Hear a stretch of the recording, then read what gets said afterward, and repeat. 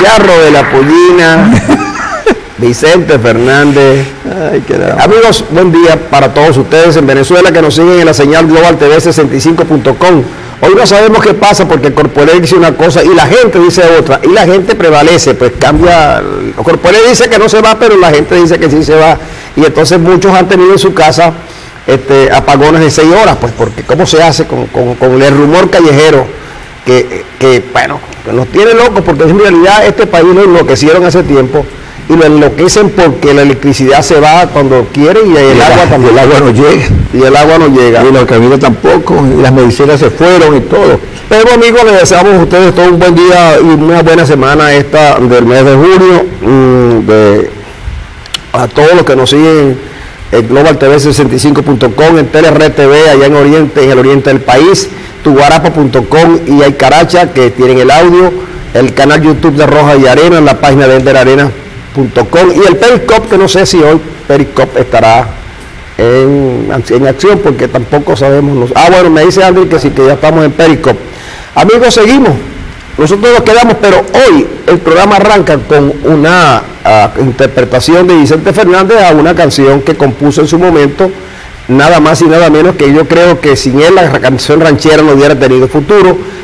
José Alfredo Jiménez, un cantante extraordinario, un compositor mejor, bueno, todo Cuco Sánchez, José Alfredo Jiménez son los creadores de la canción ranchera.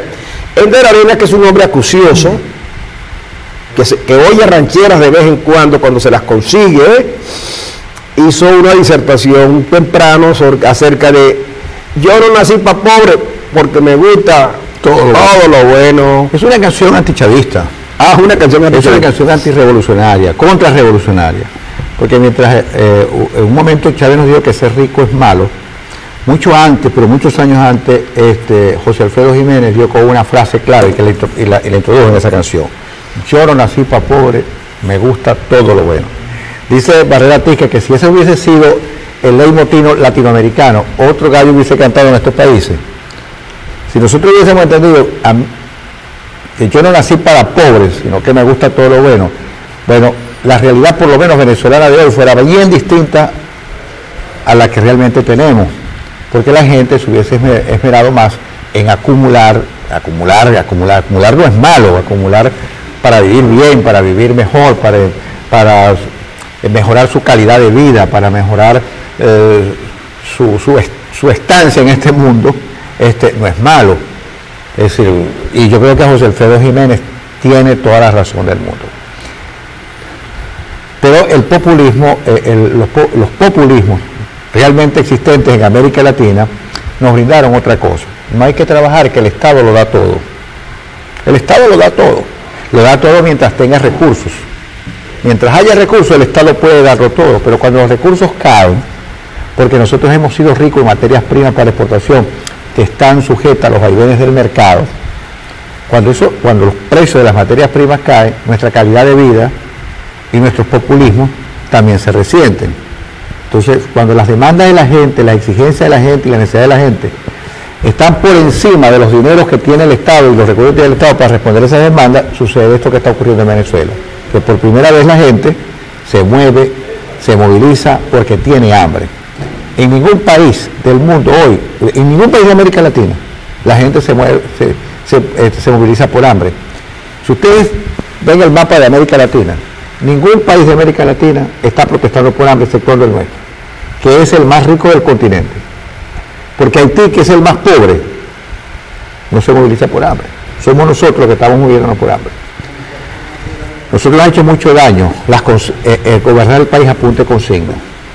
Y este país se ha gobernado en 17 años a punta de consigna y no de realidades y no de políticas sanas desde el punto de vista económico. Por eso es que José Alfredo Jiménez se ha ganado la Copa de Oro, la medalla de oro. Sí. Yo no nací para pobre y a mí me gusta todo lo bueno. Sí, pero fíjate tú, por ejemplo, la gente, hay algunos que nacen ya con una fortuna preparada porque los padres han acumulado, los abuelos han acumulado durante muchos años, y eso se va transfiriendo de familia y de generación en generación. Hay algunos que, siendo pobres, naciendo pobres, de hogares pobres, pudieron avanzar porque las sociedades también avanzaron, hicieron buen uso de sus recursos y sobre todo del recurso humano, porque olvídense de los recursos naturales. Los recursos naturales son muy importantes, pero lo que verdaderamente mueve el desarrollo de los países es justamente su factor humano. Claro. Si no, Canadá, que es un país que está bajo las aguas, los canadienses lograron sacar ese país hacia adelante y han hecho un gran país. Los japoneses no tienen los recursos de materia prima que tenemos una gran cantidad de países y sin embargo los japoneses avanzaron, porque lo más importante es el recurso humano y el recurso humano avanza con la educación, con la salud. Esos son dos elementos claves que nosotros en algún momento hemos comprendido. Yo creo que tanto los gobiernos dictatoriales del pasado como los gobiernos democráticos, la era democrática venezolana, entendieron eso. Ahora, ¿qué fue lo que pasó? Que nosotros olvidamos. ¿Qué fue lo que pasó? Que no pudimos de verdad mejorar en esos dos elementos clave. Uno, la salud, y otro, la educación. Y haberle dado sentido a la justicia para que todos fuésemos verdaderamente iguales y lo que nos diferenciara fuese la utilización de las oportunidades que se nos brindan. Algunos les dieron oportunidades y avanzaron en la escala social. Otros se las dieron y las perdieron. Pero no hubo una política para que eso siempre fuese así. Pues bien, el país pasaba por momentos difíciles, los medios de comunicación en ese momento, seguramente con una justificación o con una explicación, porque querían tener mucho más protagonismo en la toma de decisiones, iniciaron una campaña diciendo que era la democracia la que tenía, era la democracia de partidos, la que tenía el país empobrecido, que era necesario acabar con esa democracia de partidos porque los partidos estaban penetrados por bandoleros.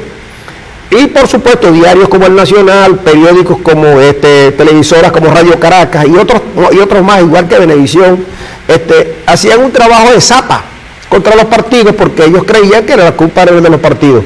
Y por supuesto cuando llega Chávez le dieron a Chávez un placer. Chávez lo aprovechó y lo cogió todito. Cobró todos los cheques del talonario. Y en esos cheques del talonario nos trajo a las figuras de Fidel Castro y Raúl Castro, que ya habían empobrecido a Cuba, que tenían ya por supuesto en su palmarés haber empobrecido a un pueblo que en el pasado tuvo la mayor cantidad de vías férreas por kilómetro cuadrado y además de eso tenía la mayor cantidad de automóviles per cápita en el 59, antes de llegar Fidel Castro, y era una economía que si bien tenía problemas en cuanto a la formación en cuanto a la cuestión democrática, había déficit de democracia, sin embargo el pueblo cubano no estaba pasando el hambre que pasa ahora. Pues bien, le compramos a Chávez, los medios compraron a Chávez, el pueblo compró a Chávez, y le voy a dar nuevamente los datos porque esto ya se está poniendo muy largo. Héctor Rodríguez, a una pregunta, un joven estudiante universitario que estudió en la Universidad Central, no en la Universidad Bolivariana, sino en la Universidad Central, dijo que no podía sacarse a los pobres de su condición de pobre porque se volvían escuálidos y como escuálidos se iban a convertir en enemigos del gobierno. Y cuenta Valtepuro Alameda, un venezolano ejemplar, un venezolano preparado, un venezolano que salió de unas Fuerzas Armadas que eran distintas a las que tenemos hoy, esperando en antesala para que Chávez los atendiera, Giordani, el célebre Giordani, que por cierto se ha perdido del ambiente político venezolano. Giordani está ahí, no se sabe dónde está, no ha vuelto a declarar más y no se sabe por qué. Giordani le dijo que mientras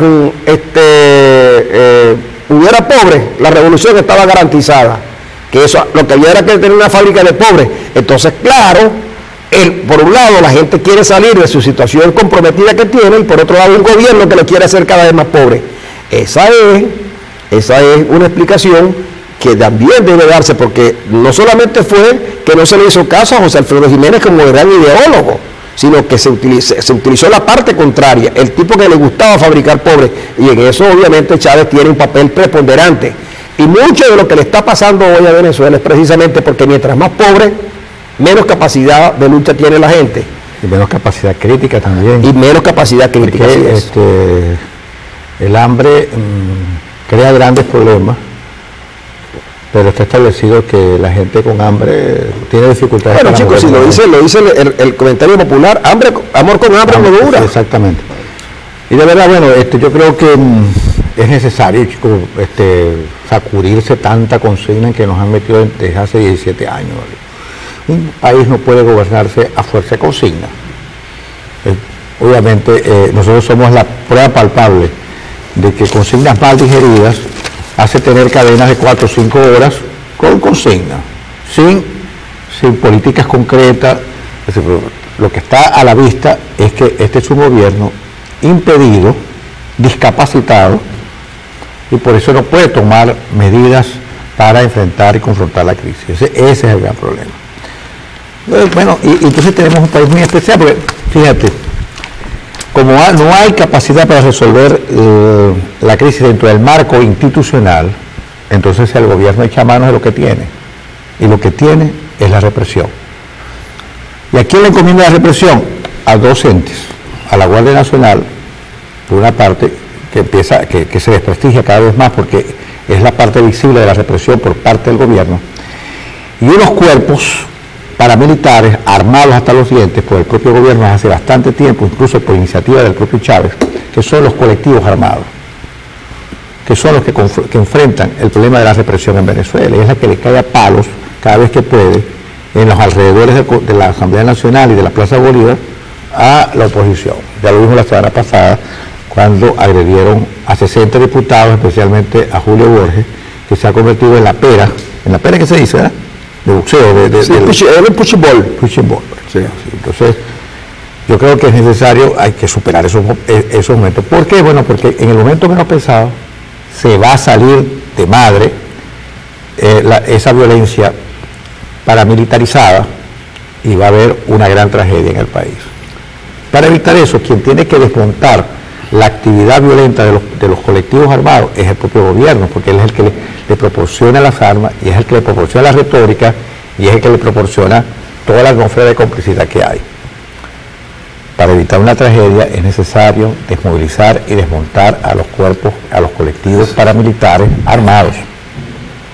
Es necesario, porque lo contrario se va a producir una gran tragedia en el país. Sí, pero lo que pasa es que cuando no se tienen argumentos, fíjate tú, el asunto es que el gobierno está atrapado en una situación donde ellos intentan ganar tiempo, pero que no les sirve para nada. ¿Por qué? Porque todo el mundo sabe que uno de los grandes problemas que tiene Venezuela, no el único, y la causa no fue esa única, es que el petróleo baja de precio. El petróleo baja de precio porque los revolucionarios en el poder pensaron que ellos iban a gobernar toda la vida con precios de petróleo por encima de 200, como clamaba Chávez en muchas oportunidades. Hace poco tiempo, Aurelio del Pino, una de las figuras más grises que ha pasado por la presidencia de PDVSA, señalaba casi rogando a los países de la OPEP que llevaran el precio del petróleo a 80 cuando ya saben que eso no se puede hacer. ¿Y por qué la OPEP hoy no le sirve a Venezuela como no le sirvió en el pasado? Pero Venezuela tenía una industria petrolera que tenía la capacidad de competir en el mundo. Pues bien, al no haber dólares, Venezuela logró una cosa increíble. Primero se plantearon en la ida al socialismo del siglo XXI, una cosa que nadie en el mundo está haciendo hoy. Nadie habla del socialismo del siglo XXI ni de ningún socialismo. Pero Venezuela sí, porque aquí venían unos mercaderes y le vendían a Chávez cualquier cosa y él la compraba y generosamente la pagaba. Pues bien, tenemos una economía prácticamente quebrada, donde acabaron con la industria, acabaron con la agricultura, le dieron duro al comercio, empezaron un enfrentamiento con la empresa privada que no tenía para dónde ir, destruyeron la salud, destruyeron la justicia, acabaron con la educación y de una vez por todas acabaron con instituciones que eran muy importantes en el país, como la Fuerza Armada, destruida también, internamente dividida, golpeada, arrinconada, con una fuerza de fuego, un poder de fuego, pero que tendrán que usarlo alguna vez para poder justificar la cantidad inmensa de dinero que gastaron armando un ejército para una pelea que no se sabía cuándo va a venir, pero que engordó el bolsillo de los traficantes de armas y de los países que vendieron armas, que vendieron a la mayoría con sobreprecio y en unas grandes comisiones. Bueno, ese es el país que tenemos nosotros, que necesita hoy dinero fresco, y ese dinero fresco solo lo puede dar el Fondo Monetario Internacional. Nadie le va a prestar a Venezuela un centavo, porque Venezuela no tiene planes para cómo pagar. El Fondo Monetario les va a exigir, ellos van a decir que el Fondo Monetario es un organismo proimperialista, luego entonces, pero están allí, son miembros, no, el Fondo Monetario no les va a prestar, salvo que ellos vayan a pedirlo, y tienen que abrir las inversiones extranjeras a Venezuela para que eso mejore el poder de las reservas y poder desmontar el control de cambio, o por lo menos colocar un tipo de cambio que funcione, aunque haya un control de cambio por un tiempo, y además de eso, que haya una seguridad jurídica para que quien traiga su dinero a Venezuela tenga la seguridad que una vez que se realice pueda otra vez volver a tener sus dólares para seguir en el proceso productivo. Pues no, esas dos cosas no las puede hacer este gobierno. No las puede hacer este gobierno porque no tiene cómo hacerlo, porque no tiene, además de no tener credibilidad, es un gobierno de gente que no está preparada para gobernar. Entonces es obvio que lo que le sigue a Venezuela de no cambiar las cosas es mucho más dolor. Lo que viene para el próximo semestre es mucho más dolor que el que hemos pasado ahora. Es mucho más dolor. Lo que vimos ahora, con precios exorbitantes, con salarios destrozados, no los va a arreglar un Nicolás Maduro, que aumenta los salarios cuando quiere, pero unos salarios que no sirven para nada, que no compran nada. El salario nominal es una cosa y el salario real es otra. Entonces, amigos, el gobierno no se ha dado cuenta que hay una cantidad de mini caracazos. Hasta ayer, o anteayer, no sé si fue ayer, que salió la gente de Cariaco, un pueblo que nunca en la vida había manifestado, ni cuando tuvieron el terremoto, habían manifestado, que los maltrataron, que no le hicieron nada. Cariaco salió a manifestar por hambre, y ¿sabes qué hizo el gobierno? Le disparó a mansalva. Yo no sé cuántos muertos hay, ni cuántos heridos, pero a pesar de las balas, la gente no consiguió la comida. Solo balas. Y no balas frías. No, solo balas, porque el gobierno, el argumento más serio que tiene es el del gas del bueno. No tiene otro. El presidente puede hablar todos los días que quiera, pero si el presidente no hace un esfuerzo por cambiar, no, que amenaza todos los días, pero está amenazando a los molinos de viento, presidente. Usted amenaza molinos de viento porque la gente en las calles no lo oye. Y no lo oye, ¿sabe por qué, presidente? Porque lo que oye es el gruñir de sus estómagos con el hambre que están pasando. Eso es el presidente. Dios quiera que esto pase, y pasará. Tenga la seguridad que los historiadores en el futuro no lo van a colocar ni a usted ni a sus ministros en un lugar importante en la historia de este país. Así como una buena parte de la Edad Media se consideró lo más negro que vivió la humanidad, seguramente en la historia de Venezuela, si bien es cierto que habrá que registrarla, no menos cierto es que se pasará la historia como los periodos más negros, el periodo más negro que vivieron los venezolanos. Y como bien decía alguien hace unos instantes, un país con muchos recursos naturales, pero que desgraciadamente esos recursos naturales también los están saqueando, porque lo que están haciendo en el arco minero no merece otro nombre. Esa es la Venezuela en la que algunos todavía podemos decir una que otra cosa, pero no sabemos por cuánto tiempo. Ahora. No sabemos por cuánto tiempo. Por ahora, es de verdad por ahora. Fíjate, hay una nota que parece marginal, que es la opinión de un actor que en el pasado fue señalado de acoso sexual y de abuso inclusive. Se trata de Fernando Carrillo, quien dice, un actor venezolano proclive al chavismo, que ha dicho que Leopoldo López está preso porque no debe ser un santo. Mala nota la de Carrillo, especialmente porque si alguien ha dado cuenta de que no es ningún santo, es precisamente Carrillo, y anda libre opinando a trocha y mocha, ¿no? Contra gente que está detenida y que sabe que está preso por razones totalmente injustas, ¿no? Pero tú sabes que Carrillo lo único que sabe hacer es telenovela, ¿no? Claro. Lo más seguro es que lo hiciera con apuntador, que no pudiera memorizarse en los parlamentos, y Carrillo a lo mejor con apuntador, pues a lo mejor sí debe tener alguna cuestión gestual, ¿no? Pero Carrillo tiene una vida bastante, por lo menos, llama la atención que Carrillo, que en Miami ha tenido inconvenientes que incluso estuvieron a punto de deportarlo. Hable de eso, pero ¿tú sabes por qué lo hace? Porque en estos momentos el gobierno está comprando a todo aquel que hable bien o que por lo menos hable mal de la oposición. Y él vino seguramente, si a Danny Glover le dieron 18 millones de dólares para una película que nunca hizo, y lo peor fue que se dio sin documentos ni nada. Le dieron la plata sin... Le dieron los 18 millones de dólares, como le dieron los 12 millones de dólares a aquel tipo que vino de un país africano. En efectivo, que se lo dieron en efectivo porque en ese país no había banca.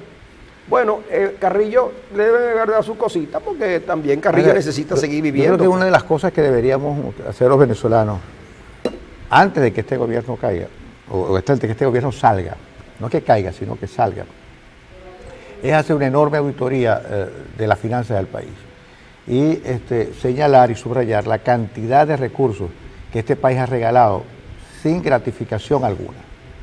Es decir, lo que le hemos dado a Cuba en estos 17 años, que es increíble lo que le hemos dado a una parte importante de nuestros hermanos latinoamericanos sin gratificación alguna. Sería bueno que Venezuela, ojo, lo que le hemos regalado, aparte de lo que se ha llevado, lo que se llaman los borichicos, la buriburguesía, los corruptos de turno, los desalmados del erario público, porque aquí ha habido de todo. Y sería bueno que hiciéramos un inventario de la cantidad de dinero que se han llevado. Eso es un trabajo de investigación arduo, quizás que no puede, a lo mejor no tiene un final feliz porque es casi imposible hacer una auditoría de lo que se ha llevado en el país, pero sería interesante, porque la cantidad de recursos que se ha llevado es demasiado. Yo creo que estamos viviendo al final de una época, pero eso no quiere decir, ojo, creo que lo escribía en estos días, creo que no sé si es Moisés Naín, esto no quiere decir que el populismo ha muerto en Venezuela, ni en América Latina, pero en Venezuela menos. ¿Por qué? Bueno, por una razón muy sencilla. Aparte de los 40 años anteriores, que había creado una cultura populista, estos 17 años finales han profundizado esa cultura. Y la gente vive cazando prácticamente una prebenda, vive cazando una regalía que sea proporcionada del Estado. Y por eso que tenemos un actor importantísimo hoy en día que es el bachaquero. Y tenemos el 21% de la población haciendo cola fuera del mercado laboral. En 17 años es posible que el valor sobre el trabajo en el país se haya perdido. Y seguramente, bueno, el bachaquerismo se ha ido imponiendo y tenemos gente que hace cola durante 9, 10 horas al día para obtener unos productos que luego revende a precios increíbles, ¿no? Fíjate, el kilo de arroz cuesta 1.200 bolívares a precio bachaquero. Ya la gente lo está comprando. La harina de maíz precocida, la venezolana, la venden bachaqueada a 1.200 bolívares. Y la colombiana también. La leche cuesta 6.000 bolívares bachaqueada y 4.800 en los supermercados. Entonces, ahora, el salario mínimo... El salario mínimo está en el orden de los 35.000 bolívares, sí, como por ahí anda, pero solo para comprar leche y chorizos. ¿Y por qué chorizo? Yo te lo cuento después. Oye...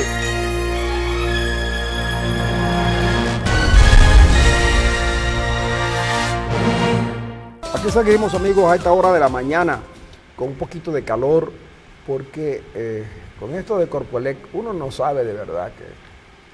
Yo quisiera saber por qué le entregan Corpoelec y el Ministerio de la Energía Eléctrica a alguien que no sabe de eso. Es muy difícil conseguir a alguien que maneje la cuestión con criterio de verdad, un criterio de conocimiento.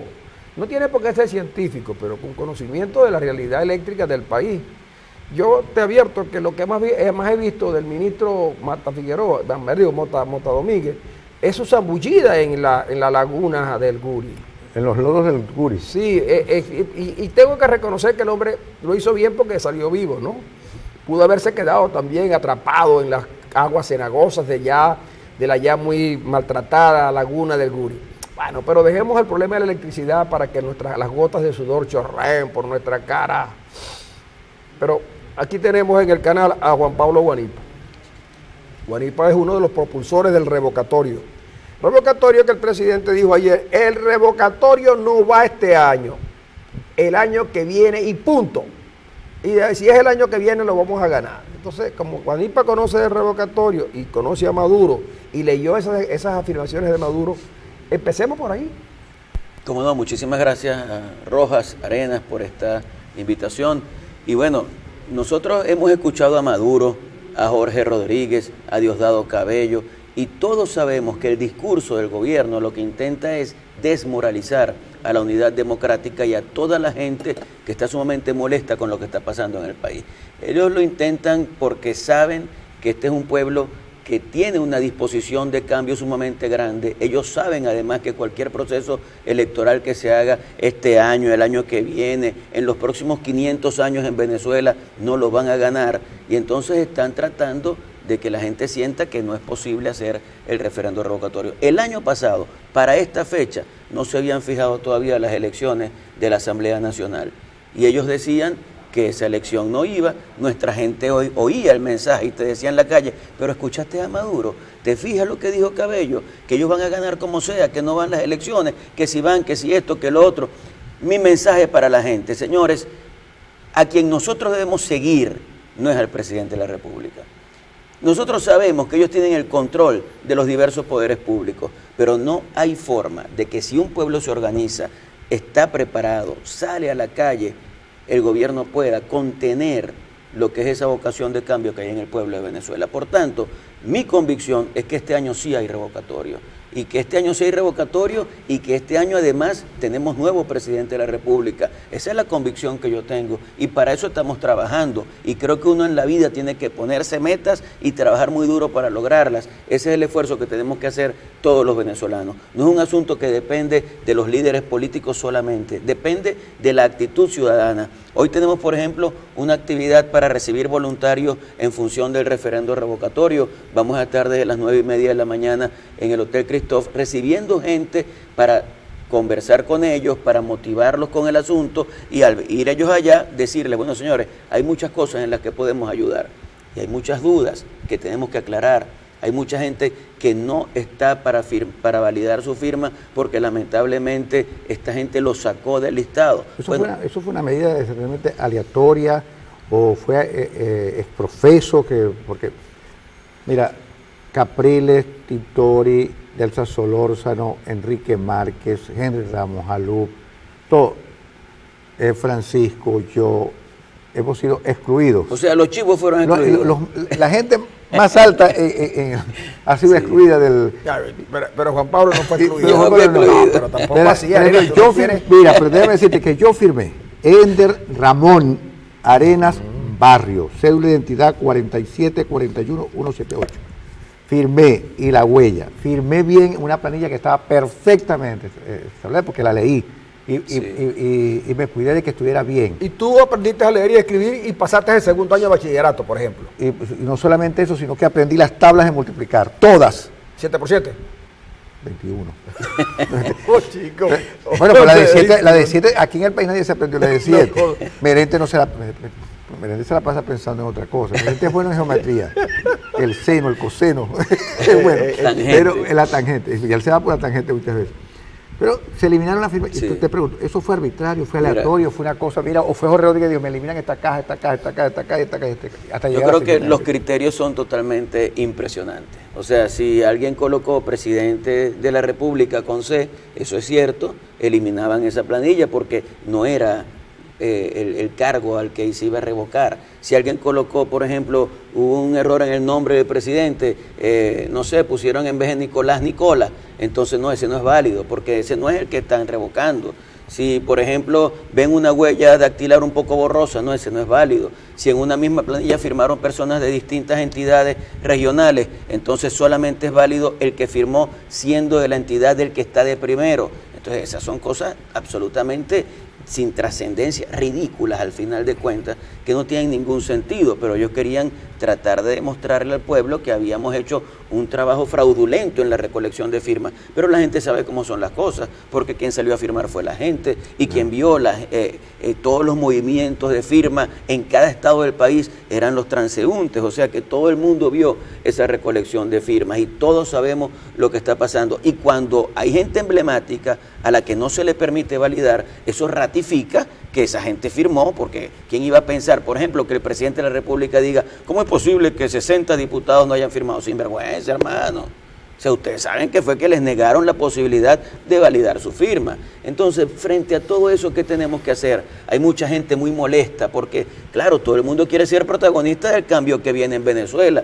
Yo le digo a la gente molesta, esperemos el siguiente firmazo, que es el del 20%, porque a lo que termine esta validación, se logra el 1%, borrón y cuenta nueva, empezamos otra vez, y entonces tenemos que recoger 20% de la Pablo, firma. Si se ha hecho tanta cosa irregular con el 1%, ¿tú crees que eso no se va a repetir con el 20%? Claro, ahora yo creo que va a ser más sencillo lo del 20%, porque lo del 20% es que el CNE te invita a centros de votación, tú llegas al centro de votación, firmas, inmediatamente validas porque vas a tener allí el captahuella y se resolvió el asunto. Este del 1% es la traba más importante. Es más, yo he dicho que a mi modo de ver lo que busca el gobierno es que en esta validación muera el referendo revocatorio y no lo van a lograr. No lo van a lograr. Pero vamos a suponer que el gobierno se la va a jugar toda. Maduro dijo algo cuando remató la frase y punto. Es decir, Maduro no habla así porque él no sabe lo que está diciendo. Maduro siente que él tiene un apoyo que le dijo, un apoyo de fuerzas fácticas en el país, que le dijeron, mira Maduro, tú te vas el año que viene porque nosotros te vamos a sacar a ti, pero no vamos a perder el poder, porque sería perderlo todo. Las elecciones de gobernadores están allí prácticamente pospuestas por ambos lados. Entonces yo digo, bueno, ¿cuál es porque tenemos también que pensar en que hay una opción, pero la gente quiere saber cuál es el siguiente paso, porque el gobierno, yo estoy de acuerdo contigo, el gobierno quiere acabar con ahorita mismo, para que se acabe la cuestión del revocatorio, porque además al gobierno le conviene hacer ver que ustedes son incapaces de recoger las firmas, que hicieron trampa, que hicieron fraude, incluso van a utilizarlo por unos poderes del Estado para hacer denuncias de fraude y cosas de esas. Eso lo están manejando, pero digo, ¿qué haría la oposición en el supuesto que el gobierno le niegue la opción del revocatorio? Mira, yo creo que nosotros tenemos que concentrarnos en que esto se va a dar. Y concentrarnos además porque hemos medido todos los estados del país. Recuerden ustedes que hace falta lograr el 1% en cada uno de los estados del país. ¿Y qué han hecho estos amigos? Los estados más vulnerables de Venezuela, que son Amazonas, siempre la cabulla revienta por Amazonas, Delta, Macuro, por ejemplo, son estados donde el número de firmas requerido es pequeño porque el estado es pequeño. Pero, por ejemplo, en el Zulia, de 170.000 firmas que van a validar, necesitamos 26.000 y tantas. 23.000 y tantas, ¿no? Pero en el caso de Amazonas, por ejemplo, de 3.000 firmas a validar, necesitas 1.700. Es decir, que se te reduce un poco el margen de maniobra porque tienes que llevar más de la mitad de los que van a validar. En el caso de estados grandes no sucede. Bueno, tenemos que concentrarnos en esos estados pequeños y en ese esfuerzo estamos. Ayer veía en el chat donde se está discutiendo todo el tema del revocatorio a nivel nacional que ya estamos contactando a toda la gente. ¿Sabes cómo estamos contactando a la gente que va a validar? A pie, porque el CNE no te va a dar listado de la gente que va a validar. Es decir, vamos a un proceso electoral sin listado. El listado lo maneja solo el CNE, que es el PSV. Ahora, ¿qué estamos haciendo nosotros? Como nosotros guardamos todas las planillas de las personas que introdujimos en el CNE, lo que estamos haciendo es que tenemos equipos ya que van uno por uno colocando la cédula en el CNE para ver si esa persona va o no va a validar. Y lo que estamos haciendo con ellos es que estamos preparando ese listado. ¿Por qué crees tú que el gobierno no quiere revocatorio? Si este es un gobierno que si lo llevamos al béisbol, ha ganado 17 y ha perdido 2. Es decir, tiene mejor promedio que Jay Carrieta, el pitcher de los Cachorros. ¿Por qué crees tú que el gobierno, que las ha ganado todas, ahora tiene temores? Porque lo que tuvo fue un traspiés en diciembre 6 El Sí, 6 de pero ellos diciembre. están conscientes de que no tienen apoyo popular, ellos leen encuestas, ellos saben cómo están las cosas, ellos quieren inventar un discurso para tratar de justificar lo injustificable. El resultado del 6 de diciembre dicen que fue un accidente en la historia del país, pero que eso no vuelve a pasar, y claro que va a volver a pasar. Además, yo me pregunto, ¿cómo creerle a Maduro cuando hace un año decía, nosotros vamos a ganar las elecciones como sea y punto? Y que se iba a ir a la calle también, dijo Maduro. Y que en caso de que... me voy a la calle. No a la calle, dijo algo peor, se va a las catacumbas. No, pero Catacomba está muy oscuro porque con este problema de Campolec no... Pero fíjate que se va a las catacumbas y a mí siempre... yo temo por eso, chicos, realmente, porque estoy seguro que se va a perder, ellos van a perder las elecciones. Y en Venezuela, dadas las características de estos 17 años de haber montado realmente aparatos paramilitares organizados, armados, con un presidente que dice, no se va a ir solo a las catacumbas, Claro. se va a ir con ese aparato armado. Y en Venezuela, por eso es que te digo, lo primero que un gobierno de la oposición, un gobierno de transición, cualquiera que sea el signo, incluyendo aún siendo chavista, lo primero que tiene que hacer para preservar el país, la democracia, lo que queda de ella, es desmontar esos cuerpos armados, De acuerdo. desmovilizarlos totalmente. Pero tiene que haber la voluntad política para desmontarlos, es verdad. Si no Ahora, hay voluntad es política... difícil no. que eso lo haga la gente que está en el poder en este momento. no, por supuesto, es muy es difícil, difícil. porque ellos fueron los están que lo armaron. Claro, ellos lo armaron, ellos están pensando que eso va a ser un soporte para ellos mantenerse en el poder. Para ellos lo importante es el poder por el poder. No el poder como un instrumento para la transformación social, para lograr darle a la gente oportunidades de estudio, de trabajo. No, nada de eso. A ellos lo que les interesa es mantenerse en el poder. Si el cálculo de corrupción de este gobierno se ubica en 350.000 millones de dólares, que eso es casi 20 veces el plan Marshall, eso es una demostración, además sin inflación, porque en dólares no hay inflación. Eso es una demostración de que esta gente lo que ha llegado al poder es a robar, lamentablemente, y acabar con la esperanza de un país, porque al final de cuentas el país confió en Chávez y en lo que venía con Chávez. Y hoy por hoy tenemos que llegar a la conclusión, y esa es la conclusión a la que llegan todos los venezolanos, de que esto era una vulgar farsa, que no tenía ningún sentido de solidaridad con el país, de ese ideal de transformación, de lucha contra la corrupción, de gobiernos honestos y eficientes. Eso no existe, lamentablemente. Ahí tú das el caso de Corpoelec. En el caso de Corpoelec, ¿qué fue lo que pasó? Desinversión, lo poco que se invirtió fue para robárselo, las plantas termoeléctricas nunca entraron en funcionamiento, centralización completa de un servicio que era autónomo, que estaba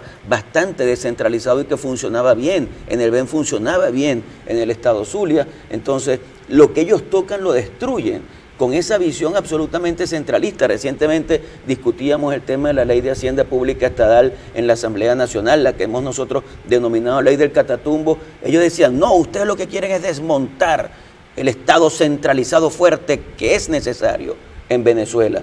Y yo les decía, cuando ustedes abogan por un Estado centralizado fuerte, están violando la Constitución. En la Constitución, claro, dice claramente que es un Estado federal descentralizado. Entonces ellos abiertamente dicen que el Estado debe ser centralizado. Es que toda dictadura y toda revolución necesita un Estado súper centralizado. No hay revolución y no hay dictadura sin Estado centralizado. Eso es así. Totalmente. Entonces, ahora, Capriles está llamando a una marcha de los que fueron, de los excluidos. Él la va a encabezar. Claro, porque él está excluido también. Él está excluido. Entonces, ¿tú crees hay organización para montarse en una marcha como esa y que la gente acuda a protestar porque se les sale? Claro, porque es que el número de personas que no van a validar es muchísima con respecto a la gente. 600.000. Son 600.000 personas, no es cualquier cosa. Y ponte que en Caracas sean 200.000 personas más o menos, entre Caracas y Miranda, evidentemente que son números importantes. Yo creo que es bueno que esa gente se manifieste, porque eso rompe el discurso del gobierno, ese discurso de que son firmas fraudulentas, que los muertos se inscribieron para participar.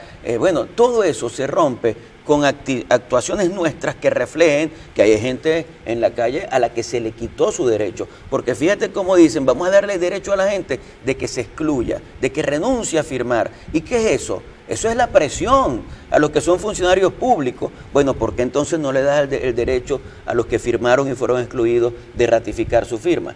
Nosotros no hemos hecho énfasis en eso porque no queremos perder más tiempo. Y capaz el CNE dice, bueno, si vamos a escucharlo y vamos entonces a agarrar un mes para que los que fueron excluidos puedan otra vez firmar. No, vamos a hacer la validación. Lo que nos interesa en este momento, el objetivo fundamental nuestro es que la validación se dé. Y ya tiene fecha, del 20 al 24 de junio, incluido el 24 de junio, por cierto, que va a algunos portales que dicen que es día de fiesta. No, ese día es un día previsto para también validar la firma. ¿Sabes qué está organizando la gente? Caravanas. Ayer fui al Moján y la gente decía, vamos a hacer como cuando salimos de viaje, caravanas y ponemos en el carro del Moján para Maracaibo a validar. Listo. Que la gente lo haga espontáneamente. ¿Cuántos centros de validación hay? Uno. ¿En Maracaibo? En el Zulia, uno. En el sur, tienes que ver, los de Cabima tienen que venir para acá. La gente del sur del lago tiene que venir a Maracaibo a validar. Sí. Ellos ponen las cosas fáciles. Pero justamente, yo sigo insistiendo en que de esta manera fácil como el gobierno pone la validación de la firma y cómo obstruye los caminos para revocatorio, no hablan bien del gobierno. Es que a mí me da la impresión de que el gobierno está cobardado, de que el gobierno ha comprado el miedo que ha querido venderle a los demás. El gobierno ha intentado convertir el miedo en una mercancía y mercantilizarla. Y esa mercancía, ese miedo convertido en mercancía lo ha comprado el gobierno. Ha comprado mucho miedo. Compró su propio producto. Sí, mira, de verdad que trataron de colocar a la gente con mucho miedo. Yo digo que la oposición le ha jugado al gobierno de tal manera que ellos no entienden lo que está pasando, de verdad. No lo entienden. Y el gas del bueno no es la mejor política. De verdad que no. No, el gas del bueno es tan mala que es el último recurso. Yo sigo sosteniendo, claro, Juan Pablo, que... No, y lo que pasó en Cariaco y en otras poblaciones, es decir, gente que sale a manifestar porque tiene hambre y mira, tú le ves la cara y ves la cara del hambre, hermano, sí, lo que estamos viendo en el país. ¿Y sabes qué? Y los reprimen y hasta una persona muerta. ¿Sabes qué? Que mucha gente de la que reprimió en Cariaco vivía allí. Ay, papá. Gente, policías de los que reprimieron y mataron, nadie sabe quién mató, por eso no lo van a investigar nunca. Y quién hirió a la otra gente, pero viven allí. Yo creo que ayer me contaba alguien familiar que vivía en el estado Sucre, que esa situación en Cariaco pudiera convertirse en una situación muy delicada, porque fue hasta familiares contra familiares. Y entonces eso es muy triste, porque entonces claro, tú no le puedes privar a nadie del derecho a sentirse agredido y que se indigne. Es muy delicado que el gobierno esté usando el gas del bueno, que usted utilizando a los paramilitares. Eso que hicieron con Borges, por ejemplo, fue una brutalidad que hasta ellos te vieron en la obligación de tener que condenar. Pero por otro lado había otros que decían que bien bueno, que le dieron... ¿Quién lo mandó a estar por allí cuando estaban manifestando? Dijo Guillermo Mora. Sí, dice, sí, dijo, sí, cuando le dijeron, increíble. ¿Usted le parece bien que hayan golpeado a Julio Borges y le hayan dado ese cabillazo? Entonces dice, ¿quién lo manda a andar por el CNE? No sabía que había problema y estaba la gente nuestra. No, mira, la gente nos escribe, Juan Pablo, dice, llegamos a un acuerdo con el gobierno, dice, dejemos que se lleven todo lo que se han llevado. Más un porcentaje. Y que se vayan, y que nosotros reconstruimos este país con lo poco que quedó, dice este. Mira, yo creo que aquí hay que hacer un gran esfuerzo. Primero, de lograr que todo el mundo sienta que puede vivir en Venezuela y puede participar en política independientemente de su ideología. Y eso tiene que darle a ellos una garantía de que perdiendo el poder, muchos de ellos pueden levantar la bandera del chavismo desde la oposición. Yo creo que eso es bastante válido, pero tampoco estoy de acuerdo con la impunidad, con esa idea de que se robaron la plata, y que se lleven los cobres, se echaran a reír, exacto, y no ha pasado nada. Yo creo que esas cosas no las podemos nosotros avalar, porque sí creo que debe haber un proceso de justicia equilibrada, como dice la Constitución, que debe ser la justicia que no es en la Venezuela actual, y que ellos puedan ir a un juicio y puedan defenderse. Eso yo creo que es totalmente válido. Pero que el chavismo sienta que puede tener en la Venezuela del futuro una participación y una actitud honesta desde la oposición para pensar en ir al poder hacia el futuro. Y ya será el pueblo el que dirá si pueden o no volver al poder. Mira, nosotros que estuvimos militando a la izquierda por un rato largo, siempre teníamos un techo bajito, lo que se llamaba el 6% histórico, de ahí no pasábamos. Chávez llegó y rompió esa situación. ¿Tú crees que después de este proceso de 17 años de desgaste, de malos gobiernos, me refiero a los dos gobiernos, tanto el de Chávez como el de Maduro, y los resultados terribles que tenemos, ¿tú crees que la izquierda que acompaña al chavismo vuelva a tener ese techo histórico del 6%? Mira, no sé, yo creo que habría que ver en este momento con la situación tan grave del país que tenemos, pero también con un gobierno absolutamente clientelar, con sus clientes, tienen un 15% muy duro. y tienen otro 15% de gente que podría estarlos apoyando en este momento. Ellos tienen un apoyo cercano al 30%, que no es despreciable. No, para nada. Para nada, es un apoyo importante, pero evidentemente tiene un 70% del país consolidado, convencido de que esta no es la vía para resolver los problemas de Venezuela. Ellos van a perder el poder y la dignidad de ellos está en perderlo adecuadamente, no en salir por la puerta de atrás. Y creo que ellos tienen que pensar un poco en eso y preservarse si quieren tener futuro. Como te digo, van a perder el poder. La posibilidad de que ellos vuelvan al 6% o de que mantengan un 25 o 30% depende de ellos mismos y de cómo actúen en este momento. Nosotros en días pasados hablábamos, entre otras cosas, de que, por ejemplo, tanto la dictadura de Fujimori como la de Pinochet, a pesar de los desastres que hicieron en términos de recursos de derechos humanos, lograron sacar una alta votación. Inclusive Pinochet llegó a sacar 49%, le ganó la alianza, el gran acuerdo que se hizo con el 51% apenas. Muy chiquito fue la diferencia. Y fíjate lo que acaba de pasar con la hija de Fujimori. Casi a 0.23%. Porque eran dictaduras modernizantes. A pesar de todo, las dictaduras no solamente se mantienen sobre las bayonetas, sino que también construyen este consenso. En el caso del madurismo, ¿tú crees que ha creado consenso también? Pero vamos a una pausa y regresamos. Eso me parece muy bien.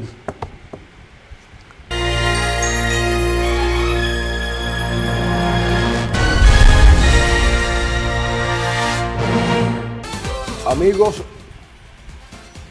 hablábamos de Corpolec hace unos instantes, pero quiero decirles que me están solicitando que fragmentos del programa pasado, del viernes pasado acá en Global TV, con el general Alcalá Cordones.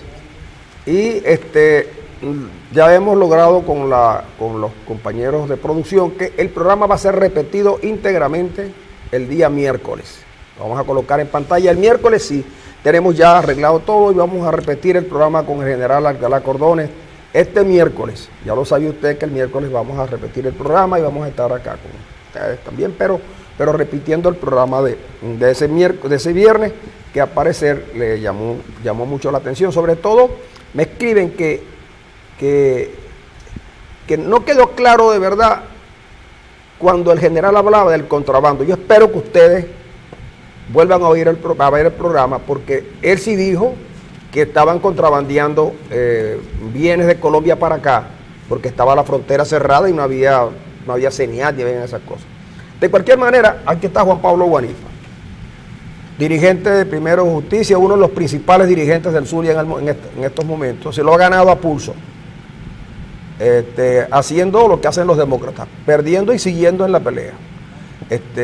Y eso habla mucho de su temple como dirigente, y hoy eso pareciera ser que esa actitud está dándole beneficios políticos a Juan Pablo Guanipa.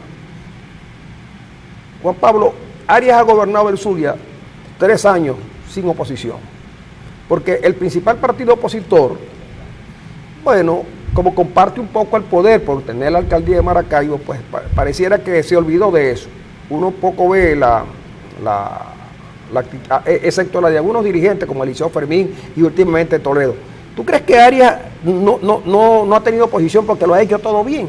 No, mira, yo creo que la actitud de Arias en el poder es tan distinta al primer Arias, el Arias que ganó las elecciones en 1995 y gobernó hasta el año 98, 2000, cuando se lanzó a la presidencia de la República. Aquel Arias era un Arias que luchaba por la descentralización, que trabajó duro para que se sancionara la ley de asignaciones económicas especiales para estados mineros y petroleros, y que logró muchas cosas en esa década en la que la descentralización se arraigó un poco en el país, hasta que llegó el presidente de la República, Hugo Chávez, y consideró que no era necesaria la descentralización, sino la concentración de poder. El Arias de hoy es un Arias que no defiende al Zulia, que no hace absolutamente nada por el Estado Zulia, sino que trata, después de haber estado en el chavismo, haberse ido a la oposición y haber vuelto al chavismo, de reivindicarse con su gente. Y en medio de toda la dificultad de las distintas tendencias que hay en el gobierno nacional y en el PSV, trata entonces de llegarle a Maduro y de decirle: mira, que está un aliado tuyo. El Arias de hoy es un aliado de Maduro, no es un aliado del Zulia, no es un defensor del Zulia. Pero Maduro siempre se opuso a Arias, ¿eh? Sí, la información que tenemos es que dentro del PSV Arias tampoco lo quieren. Claro, no terminan de tenerle confianza. Debe ser un drama para Arias, un drama enorme, porque ¿cómo hacer olvidar al chavismo, que tiene amor por Chávez, las duras palabras que él dijo de Chávez? Con la gallina al lado, además. Con la gallina al lado y tildándolo de cualquier barbaridad que pasó por la cabeza de él. En los Arias. sucesos de 2002 hay que recordar los videos de Arias. Exactamente, que, es muy difícil, sí. Es dramático casi. Es decir, ahí casi shakespeariano, ser o no ser. Claro. Soy o no soy. Y para Arias es sumamente difícil, debe ser sumamente preocupante para él hacer olvidar ese asunto, porque eso a lo mejor mucha gente no se acuerda, pero eso está ahí en YouTube, está en todas partes, cuando la gente nada más que tiene que hacer clic y sale el Arias de ese día rindiendo aquella entrevista a Miguel Ángel Rodríguez, donde dijo cualquier cosa de Arias, de Chávez, desde que era un cobarde hasta que era un asesino. Una cosa muy dura. Nadie se las ha dicho nadie se las dijo a Chávez, ni Rosales, ni Capriles, ni Teodoro, ni Julio Borges, nadie de la oposición le dijo palabras tan gruesas, tan duras, tan descalificadoras a Chávez como la que hizo Arias. Por eso Arias tiene un problema de credibilidad muy fuerte en la oposición venezolana y en el gobierno venezolano. Tiene un problema de credibilidad. Ahora, un señor que ha gobernado contando con la presidencia de la República, con la gobernación en sus manos, con 14 de las 21 alcaldías de amigos de él, ¿qué ha hecho por el Zulia? Con la mayoría en el Consejo Legislativo. Con el control de la Contraloría Regional, que funciona para la Contraloría Regional del Estado. Es una secretaría más del gobierno de Arias. Ahora, entre las cosas que dijo Alcalá Cordones el viernes, y lo van a poder volver a escuchar el día miércoles, acusó a Arias de cosas que son realmente muy duras y que Arias debería haber tenido la responsabilidad de ir a la asamblea y decir, mira, eso no es verdad, yo hice esto y esto, eso no es verdad. Pero lo acusó inclusive hasta de contrabandista, Alcalá Cordones a Arias. Sí, porque dice... nosotros hemos ido a automercados y hemos visto una mercancía de origen colombiano. Claro. Y esa mercancía llega por la frontera cerrada, extraño, pero la llevan a la barraca. La mercancía la llevan a la barraca y ahí es donde la distribuyen a los comerciantes establecidos. Entonces uno no sabe quiénes son los comerciantes, quién dio la autorización, quién abrió la frontera, por qué permiten vender la harina de maíz precocida colombiana a 1.200, mientras que la venezolana obligan a venderla a 200. Pareciera que hay un intento deliberado de quebrar a la industria nacional. Eso no lo hace ningún país en el mundo. Cuando lo dijimos acá, extrañado, un funcionario del gobierno regional, alabando a unos empresarios que no nombró, nos dijo, no, pero ellos están haciendo una gran cosa con el país. Unos empresarios venezolanos distintos a los de la empresa Polar, y unos empresarios venezolanos que favorecen a los colombianos. Entonces digo, y estos son los que nos hablan todos los días de la patria. Entonces Arias Cárdenas tampoco nos dijo, no sé si tú lo sabes, quién se lucró con el negocio de los TAC. ¿Cuánto cuesta? ¿Cuál fue el costo del chip, de los escáneres y cuánto costó colocarlo en los vehículos? Para que no haya gasolina, para que sigan las colas y para que siga el contrabando. Entonces, yo digo, Arias, la verdad que yo estoy preocupado por Arias, porque yo tengo la certeza, por lo que me dijeron unos amigos, que Arias quiere repetir como gobernador. Y yo hasta ganas tengo de votar por él. ¿Tú en las encuestas estás por encima de Arias, estás por arriba de Arias? En las que hemos leído, sí. Lo importante de todo esto es que este año puede haber revocatorio y puede haber también elecciones de gobernador. No es excluyente ninguno de esos dos procesos electorales. Hay que recordar momentos como el del año pasado, cuando Tibisay Lucena en 2 días validó 11 millones de firmas, o en el año 2008-2009, que Chávez en diciembre, después de las elecciones de gobernadores y alcaldes, dijo que quería hacer una enmienda constitucional y esa enmienda se hizo 2 meses después, en el mes de febrero. Lo que quiere decir que si hay disposición, esas elecciones deben darse, y no es que deben darse, es que la Constitución establece que es obligatorio que la elección de gobernador se dé, y además establece que hay un derecho constitucional que es el revocatorio. Qué bueno sería que esas 2 elecciones se den casi simultáneamente, porque eso va a permitir que el país cambie completo, que tengamos nuevo presidente de la República y que tengamos nuevos gobernadores en todo el país. El caso de Arias en el Zulia es un caso emblemático. Tú ves a Arias, por ejemplo, inaugurando casas de la Misión Vivienda, pero no ves a Arias respondiendo por la cantidad impresionante de gente a la que le dijeron tumba tu rancho, tumba tu casa, que yo te voy a hacer una casa nueva, desde la Misión Vivienda. Ahí sí no ves a Arias diciendo, hay que defender a esa gente que se quedó sin casa, porque hace 3 años los hicieron tumbar su rancho para construirle casa nueva, y no les hicieron nada. Están arrimados, están alquilados, están en la indigencia. Esa es la realidad social de la Venezuela de hoy. Vale, ¿y por qué crees tú que Arias no fue capaz de rendir cuentas en la Asamblea Nacional, en la Comisión de Contraloría? Bueno, y hay que ver algo también, Ender. El año pasado, o en los años anteriores, pues, a Rosales le tocó ir a la Asamblea Nacional de mayoría chavista y fue. A Pablo Pérez le tocó ir a la Asamblea Nacional de mayoría chavista y fue. ¿Por qué ahora le corresponde a Arias Cárdenas ir a una Asamblea Nacional de mayoría de la Unidad Democrática y en enero dice que él va a la Asamblea porque es una oportunidad de demostrar la obra que ha hecho, y unos meses después dice, no, yo no voy a ese show, yo no voy a ese show? Perdió una oportunidad, porque si él tiene algo que decir acerca de su gestión, hubiera sido una buena palestra con medios de comunicación nacionales para decirlo. Ahora, que no lo haga es un acto de irresponsabilidad, porque los funcionarios públicos tienen la obligación de acudir no solo a la Asamblea Nacional, sino a cualquier instancia. Y el argumento que utiliza de último es un argumento también bastante ridículo, que es que a él solo lo puede inspeccionar y controlar el Consejo Legislativo. Yo creo que el Consejo Legislativo tiene evidentemente competencias para controlar al gobierno, pero si hay alguna denuncia que trasciende al país, es importante que el funcionario vaya a la Asamblea Nacional. En este caso, ni el Consejo Legislativo lo controla, porque él es el que controla el Consejo Legislativo, ni la Asamblea Nacional la controla porque él decide no ir a la Asamblea Nacional. ¿Qué esconde Arias? Su ineficiencia, pero fíjate, la corrupción que está alrededor de su gestión, que es otra realidad. Aquí no es solamente corrompido el gobierno nacional, aquí hay una corrupción impresionante también en el gobierno regional. Arias o su entorno. ¿Puedes citar algún caso concreto? Mira, yo no estaría dispuesto a citar casos concretos, pero sí he escuchado muchísimas cosas que el mismo Arias debería aclarar.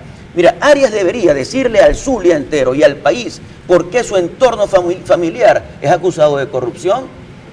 Tiene familia que son funcionarios del gobierno que son acusados de corrupción. Entonces yo creo que él debería decirle al país, mira, no, esto no es así. Mi familia no es empleado público. Yo no tengo familiares empleados públicos.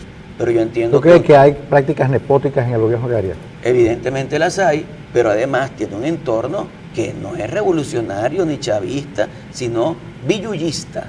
¿Villullista? Sí, un entorno del señor Chávez, que es un entorno que está dedicado a la corrupción y que están tratando de raspar lo que queda en la olla porque saben que van a salir del gobierno y son capaces después de acercarse a quienes vayan a estar en el poder para tratar de mantenerse en esas prácticas. ¿Y sabe cuál es lo peor? Que logran convencerlo y vuelven a estar allí. No lo sé. Habría que verlo, habría que verlo. Pero hay cosas como, por ejemplo, en Maracaibo había una cárcel que debía en un antro. La cárcel modelo, que después llamaron la cárcel de Sabaneta, no sé qué cosa así, y la cerraron por lo que todos sabemos. Arias se comprometió a construir una cárcel y después dijo que iba a construir otra cárcel, 2. El retén del Marite, eso prácticamente también está hacinado, la gente del hacinamiento. En Cabima, otro tanto. Arias anunció tú que eres parlamentario, en esto tienes poco tiempo en el Parlamento, en esto, ¿qué sabes tú de lo que va a pasar con la cárcel? Porque la gente pregunta y uno quiere saber dónde están las cárceles, y para no hacerte, para que no veas. ¿Qué va a pasar con la Lara Zulia que Arias dijo que le iba a entregar en el año 14 y estamos en el 16 y me dicen algunos ingenieros que por falta de reales no se va a terminar la Lara Zulia y no la va a poder usar en la campaña? Sí, no solamente la Lara Zulia, las cárceles, el kilómetro 4 de la vía Perijá, el distribuidor un gran distribuidor, habían dicho que iban a terminar el puente Nigales y no ha llegado al 12% de su ejecución, y ahí está todavía Odebrecht, la empresa el puente Nigales sí parece que sí, ahí hay bastante de la obra, pero la parte subterránea que habló Chávez. La parte sublacustre. Sí, sublacustre, ya está lista. Sí, ya está listo, lo que pasa es que no sé, lo que falta es abrirlo. Ahora fíjate, el paseo del Lago 3, que mucha gente dice que es una gran obra de Arias. ¿Cuál es el paseo?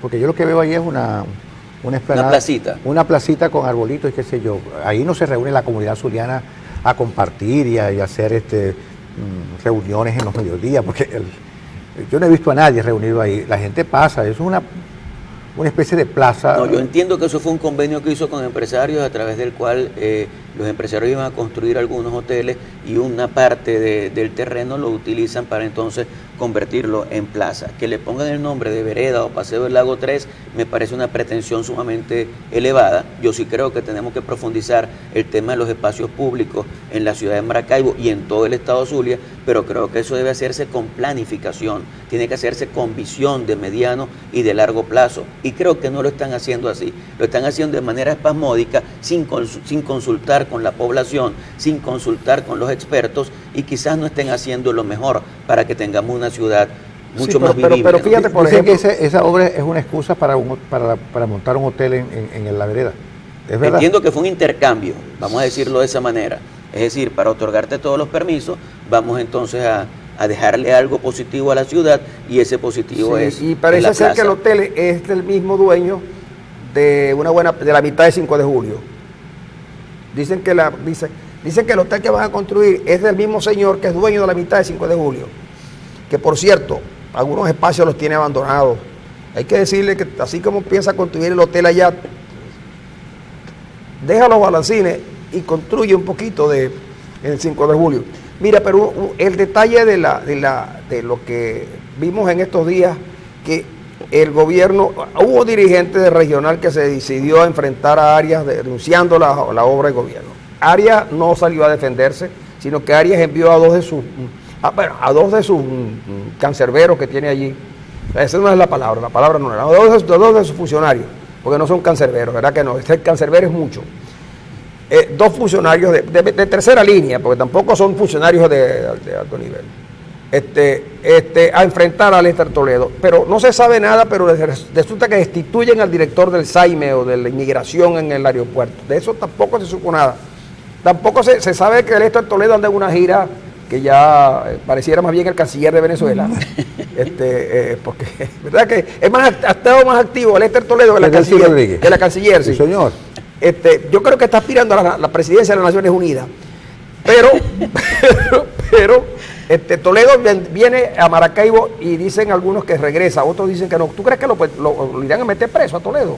Mira, yo creo que hay una persecución absolutamente injusta en ese caso, que no tiene ningún sentido, que creo que este gobierno tiene que sentarse a reflexionar acerca de eso. Ellos hoy están en el gobierno, mañana van a estar en la oposición, y nosotros el trato que, por ejemplo, en la Asamblea Nacional les estamos dando es un trato muy superior al trato que ellos les dieron a la minoría cuando estaban controlando la Asamblea Nacional. ¿Qué te quiero decir con esto? Que la persecución que el gobierno tiene es absolutamente inadecuada, que cuando nosotros estemos en el gobierno tenemos que entender que esas cosas no se pueden hacer, que tú puedes ir hacia los tribunales a denunciar a alguien, pero que no puedes llevar adelante una persecución política. En este caso, ¿por qué? Porque ha habido denuncias duras, importantes en contra del gobernador del estado. Yo creo que lo primero que hay que revisar es la actuación de los mismos funcionarios denunciantes, algunos de los cuales también han sido cuestionados por la opinión pública por distintos manejos que realizan en el ejercicio de sus funciones. Algunos son acusados de actitudes violentas, otros son acusados de hechos de corrupción. Yo creo que esas cosas también tienen que ser revisadas. Y con respecto al caso concreto de Toledo, la información que tengo es que él regresa en los próximos días al país. Independientemente de la decisión que tome, él tiene que saber que tiene la solidaridad de la gente que sabe que aquí la política está siendo criminalizada por este gobierno. Mira, hay alguna gente que le achaca a ciertos manejos de seguridad la responsabilidad de la policía municipal, dicen que es culpa de la alcaldía. ¿La policía municipal está en manos de la alcaldía o está todavía intervenida? La alcaldía solo paga nómina y paga funcionamiento, pero la policía está totalmente intervenida por el gobierno nacional. Y sigue en orden. Un acto absolutamente irresponsable. Yo creo que es lógico que las policías estén en manos de los alcaldes, las policías municipales, y que además cumplan con una función, que es la función de atender los asuntos administrativos del Estado y particularmente de la ciudad. Por ejemplo, si hay un bote de agua, si un carro produce ruidos molestos, si un carro produce monóxido de carbono, si violas las normas de tránsito, para eso, a mi modo de ver, es la policía municipal. Si nosotros no logramos sancionar las faltas cuando son pequeñas y no hay ente que lo haga en este momento, porque la policía municipal está confiscada por el gobierno nacional, nosotros no vamos a lograr realmente ciudadanos en este país y en esta ciudad. Entonces creo que tenemos que volver un poco hacia eso. Creo que en el caso concreto la policía municipal debe devolverse a la alcaldía del municipio. Ahora la alcaldía tendría que hacer una inversión importante en la policía porque se ha destruido completamente. Yo que estoy en la subcomisión de descentralización y gobiernos locales en la Asamblea Nacional, he recibido la denuncia del alcalde de Maturín, por ejemplo. A él también le quitaron la policía, se le intervinieron. Ya tiene año y medio la policía intervenida por encima de todos los lapsos establecidos en la legislación, igual que el caso de Maracaibo, y él nos decía, nosotros teníamos 30 patrullas en la calle, ahora quedan 2 patrullas. Nosotros teníamos unos puestos para el orden y la seguridad en el municipio, eran 6 puestos, esos puestos han sido completamente desmantelados. Pero el alcalde me decía, no importa, yo quiero la policía porque esa es mi responsabilidad y quiero levantarla nuevamente. Bueno, me dice que la policía de Maracaibo ha perdido cerca de 400 efectivos, que las armas incluso algunas se han perdido y las patrullas y motos también están en muy mal estado. Ahora, ¿no habrá alguien que haga un balance de por qué se interviene, después de intervenir hasta ahora, y que nos diga, mira, intervinimos la policía municipal y logramos esto y esto y esto? Porque en el caso de Chacao, por ejemplo, el gobierno dice que Chacao es un antro, ¿no? Una cosa, porque hubo un par de policías implicados en la muerte de un general. Pero los policías nacionales bolivarianos, un día sí y otro también, aparecen inmersos en delitos de todo tipo. La Guardia Nacional, ¿para qué les cuento? Y los propios militares, los del ejército. Estos caballeros siempre aparecen, uno de ellos o varios de ellos, en el tráfico de drogas. Y yo no he visto que haya intervenido nada de esas cosas. ¿Será que el gobierno civil no puede intervenir a los militares? Mira, yo creo que evidentemente las policías en general en el país están funcionando mal. Y la Policía Nacional Bolivariana, que era una oportunidad, porque ellos decían, no, es que vienen con una carga histórica muy pesada y ya con la corrupción está como arraigada en ellos, vamos a crear una nueva policía. Un nuevo policía, como el hombre nuevo, ¿no? Exactamente, y fíjate las consecuencias. La policía quizás más cuestionada en el país es la Policía Nacional Bolivariana, ¿no? Y creo que eso es una reflexión que todos tendríamos que hacer, porque en el caso de la policía, como en el caso de los maestros, como en el caso de los médicos que trabajan para la administración pública y como tantos funcionarios que trabajan para el servicio público, hay que revisar el tema de los sueldos, de las prestaciones sociales, de las condiciones de trabajo. Un policía no puede salir a la calle con casi un sueldo mínimo, sin ningún tipo de reivindicación salarial. Y arriesgando la vida. Arriesgando la vida y dejando a su familia entonces desprotegida totalmente. Con una inseguridad, ¿cómo va a salir la policía a la calle con la inseguridad que hay? Le piden a la policía que salgan de noche. ¿Cómo van a hacer esos pobres de noche con la inseguridad que hay en el Estado? Me perder el miedo. No, es que yo estoy de acuerdo que no salgan. Mira, tú hablaste hace rato de que, bueno, no son excluyentes las elecciones a gobernador con el referéndum revocatorio. Perfectamente pueden incluso producirse simultáneamente. Sí. Tú eres candidato a la gobernación, estamos seguros de eso, y precandidato por ahora. ¿La oposición va a ser primaria o va a seguir eligiendo su candidato a gobernador con la señal de costumbre? Mira, yo en este momento soy diputado a la Asamblea Nacional, estamos haciendo un trabajo allí, creo que es un trabajo importante, creo que los ojos del país deben volcarse positivamente a la acción de la Asamblea Nacional, no a la acción de un diputado. En 5 meses se han aprobado más de 30 leyes en este país. ¿Y cuántas leyes han pasado? ¿Cuántas han entrado en vigencia? Ninguna. Esa es la realidad. Algunas ya han sido sancionadas, algunas aprobadas en primera discusión, algunas están en el proceso de consulta, pero lo cierto es que son 30 leyes. El año pasado, en un año completo, la gestión de Diosdado Cabello reporta 3 leyes sancionadas en Venezuela. Todo el año los diputados trabajaron para aprobar 3 leyes. Ahora, Juan Pablo, hay por ahí la información de que en el Parlamento está aprobado un informe sobre el nombramiento de unos magistrados en el Tribunal Supremo de Justicia. ¿Qué es lo que hay realmente allí? ¿Qué es lo que pasó? ¿Qué ese informe tú conoces algo de eso? ¿Que nos pudieras Claro contar? Que sí, nosotros estuvimos discutiendo todo el tema de cómo fueron elegidos los magistrados del Tribunal Supremo de Justicia, 23 de diciembre, vísperas del nacimiento del niño Jesús. Ellos tomaron la decisión de obligar a varios magistrados a que renunciaran porque su periodo estaba por vencerse y además designar varios magistrados principales y varios suplentes. Eso lo hicieron absolutamente de manera ilegal.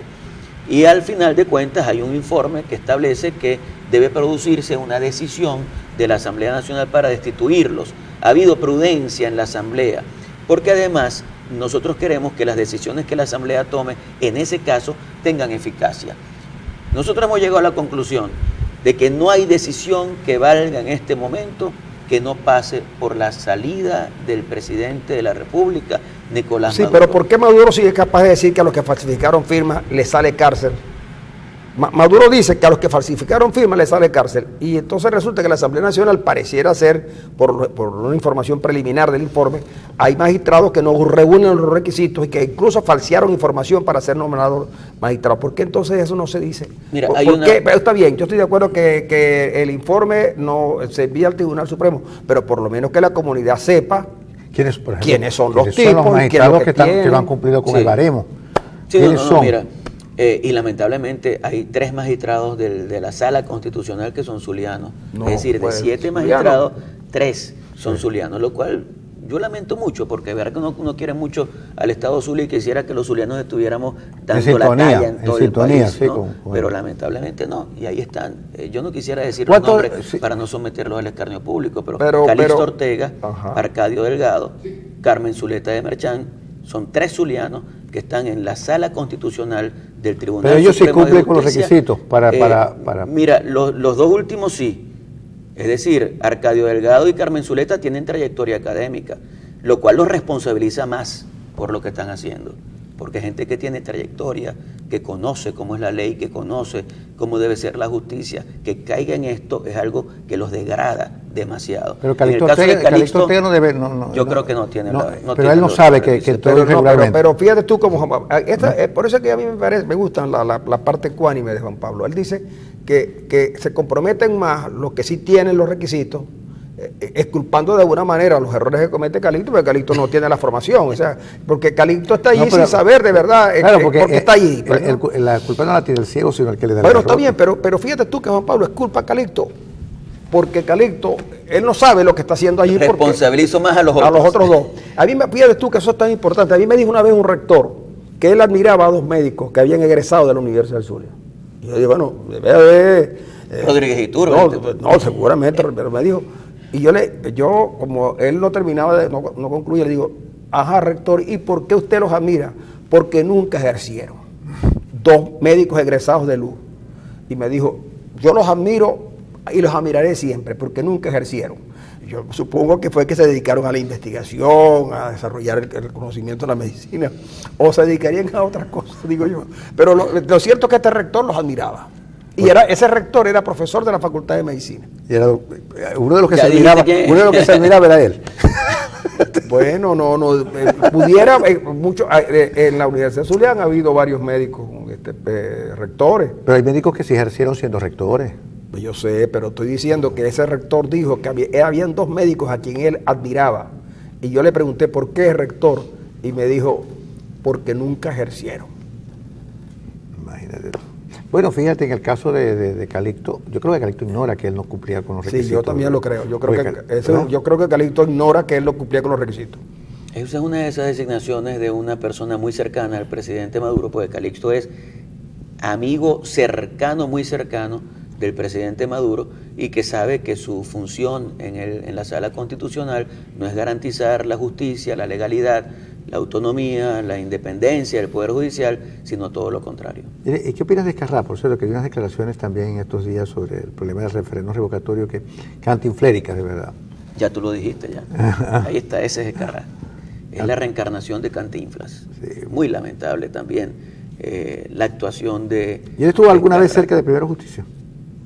Yo una vez lo vi en la sede de Primero Justicia. Y Para inscribirse. Pregunté, ¿qué hace aquí Escarrá?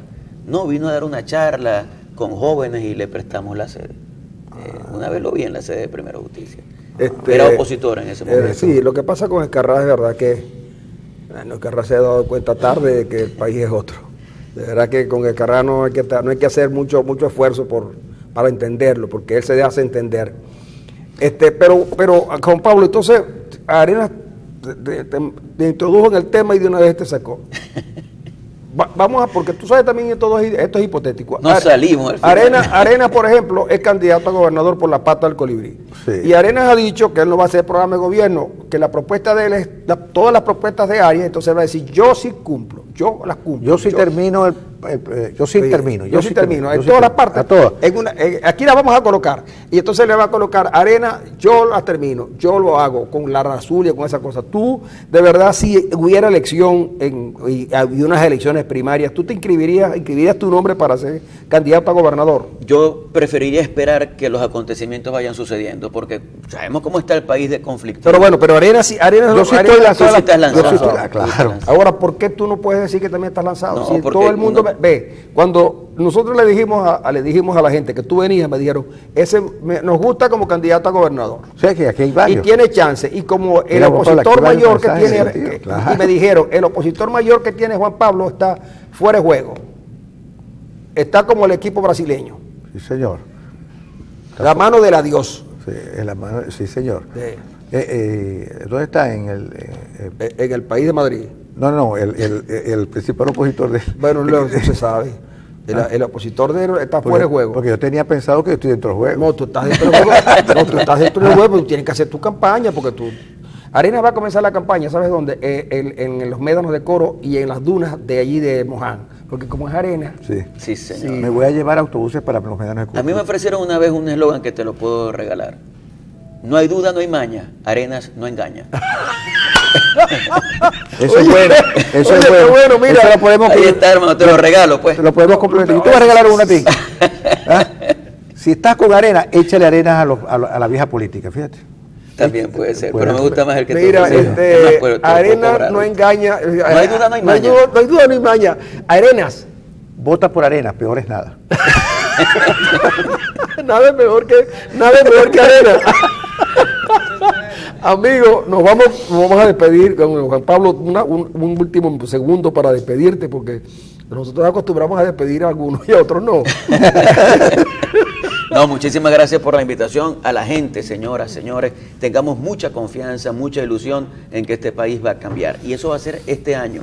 Todo depende de nuestra acción, de nuestra disposición, de nuestras ganas, y creo que eso está dado. Así que a prepararnos para un cambio este año, sin importarnos lo que diga quien está en el poder. Lo importante es lo que diga la gente. Nosotros nos vamos hoy, pero el miércoles les prometemos que vamos a colocar en pantalla la conversación que sostuvimos el viernes pasado con el general Cliver Alcalá Cordones.